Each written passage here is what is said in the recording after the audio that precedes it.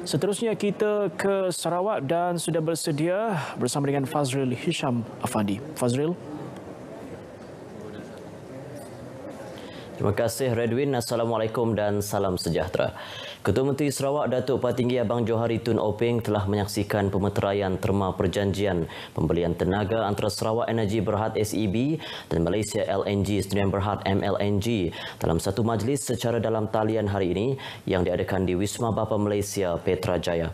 Terma perjanjian pembelian tenaga tersebut melibatkan komitmen SEB menyediakan bekalan tenaga elektrik 90 megawatt di komplek MLNG di Tanjung Kidurong bagi jangka masa 20 tahun. Dalam ucapannya, Ketua Menteri memberitahu pemeteraian perjanjian tersebut merupakan kesinambungan kepada perjanjian penyelesaian komersial antara Kerajaan Negeri dan Petroleum Nasional Berhad. Selain menunjukkan kerjasama erat kedua-dua pihak khususnya dalam pembangunan sumber minyak dan gas di negeri ini. Justru beliau berharap kerjasama ini akan berterusan terutama dalam pembangunan teknologi tenaga boleh diperbaharui ke arah mewujudkan ekonomi mesra alam. Tambahnya, Sarawak kini sedang memberi fokus terhadap teknologi hijau menerusi penggunaan tenaga hidro dan tenaga hidrogen berikutan isu pemanasan global. This is in line with the objectives of the Paris Accord as a platform for world economic growth powered by environmentally friendly energy. Sarawak, with its abundant source of renewable power, as well as its desire to use technology as an enabler, will usher change in its development strategy towards a developed entity by 2030.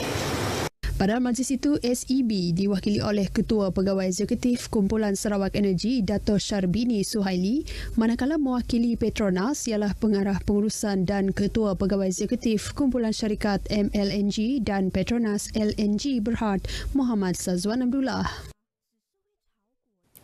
Keseimbangan pembangunan di Lawas akan diteruskan demi kemudahan rakyat di daerah itu. Timbalan Ketua Menteri Datuk Amar Awang Tengah Ali Hassan menyifatkan pelbagai program pembangunan yang dirancang terarah kepada keperluan rakyat, merangkumi penyediaan keperluan asas rakyat.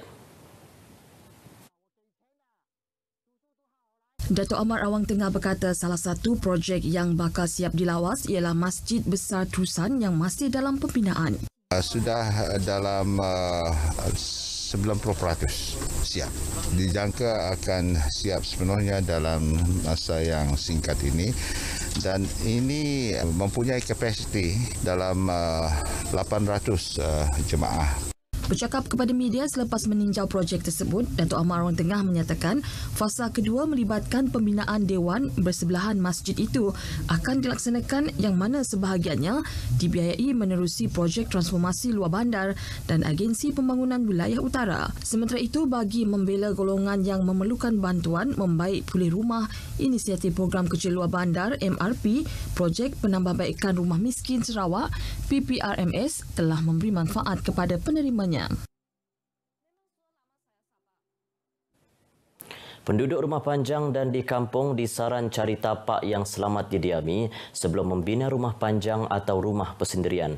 Menteri Utiliti Sarawak Datuk Seri Stephen Rundi Utom memberitahu perkara itu perlu dititikberatkan bagi mengelak bencana seperti tanah runtuh maupun banjir di kawasan penempatan mereka. Kepentingan sebelum membina rumah untuk tidak membina rumah di kawasan-kawasan lereng bukit, kawasan-kawasan yang mempunyai risiko yang tinggi. Sehubungan itu, beliau berharap kerajaan akan melihat dengan teliti masalah tersebut dan dicadang mewujudkan satu badan khas berperanan memberi nasihat serta memantau pembinaan rumah panjang dan rumah persendirian di kampung. Beliau menjelaskan perkara itu ketika mengadakan lawatan kerja beliau ke beberapa projek kerajaan negeri di daerah Sebau. Sementara itu, berkaitan pembinaan beberapa projek transformasi luar bandar RTP di daerah Sebau, Datuk Seri Stephen Rundi yang juga adun Kemenang yakin dengan siapnya projek RTP itu nanti akan meningkatkan lagi ekonomi penduduk di Sebau. Projek yang dimaksudkan termasuk pembinaan jambatan Sebau menyeberangi Sungai Kemenang dan akan menghubungkan daerah Sebau dengan kawasan hulu Sebau, iaitu kawasan Segan, Pekan Pendan, Jalan Bintulu Sebau, seterusnya menghubungkan Lebuh Raya Pen Borneo. Jelas beliau, selama ini penduduk dari Hulu Segan dan Hulu Pendan bergantung kepada perkhidmatan feri sebagai akses mereka ke Pekan Sebauh, dan siapnya jambatan Sebauh nanti akan memudahkan penduduk dari kawasan tersebut memasarkan hasil tanaman mereka. Selain tinjauan projek jambatan Sebauh, beliau turut melakukan tinjauan projek pembinaan jalan berturap sepanjang 3.5 km dari Kampung Sebauh ke Kampung Sebauh Hilir. Angkatan Tentera Malaysia ATM di Sarawak akan menerima suntikan vaksin COVID-19 bermula 11 Mac ini. Panglima Medan Timur Tentera Darat Lieutenant Jeneral Datuk Marzuki Mohamad berkata, seramai 3,500 petugas barisan hadapan ATM akan menerima suntikan berkenaan meliputi anggota di Kuching, Sibu dan Miri. Untuk Sarawak, kami akan menerima vaksin pada 11 hari bulan ini.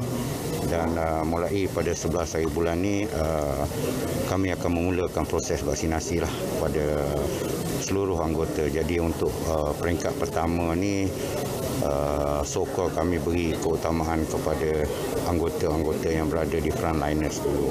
Jelasnya ini merangkumi 35% keanggotaan ATM Sarawak dan keutamaan diberikan kepada petugas kesihatan, anggota yang akan mengambil alih op teras atau op benteng selain anggota di zon merah. Turut diutamakan ialah pegawai kanan dan key personnel di semua markas formasi serta anggota Barisan Harapan yang melaksanakan op penawar. Manakala bagi ATM Sabah, katanya fasa pertama akan meliputi 60% keanggotaan dan suntikan vaksin bermula hari ini. Tambahnya, keseluruhan anggota ATM dan keluarga dijadual selesai divaksin menjelang Ogos depan. Lieutenant Jeneral Datuk Marzuki ditemui media pada program Derma Darah bersempena Hari Tentera Darat ke-88 di Kem Muara Tuang, Kota Semerahan. Menurut beliau, selain menjaga keselamatan negara, pihak tentera juga terpanggil untuk memberi hikmat komuniti menerusi program Derma Darah bagi membantu pihak yang memerlukan. Program yang berlangsung serentak di Kuching, Sibu dan Sabah itu menyasarkan kutipan 888 pin darah di setiap penempatan ATM. Sekian berita wilayah dari Sarawak. Kita kembali bersama Redwin di Angkasa Puri. Silakan.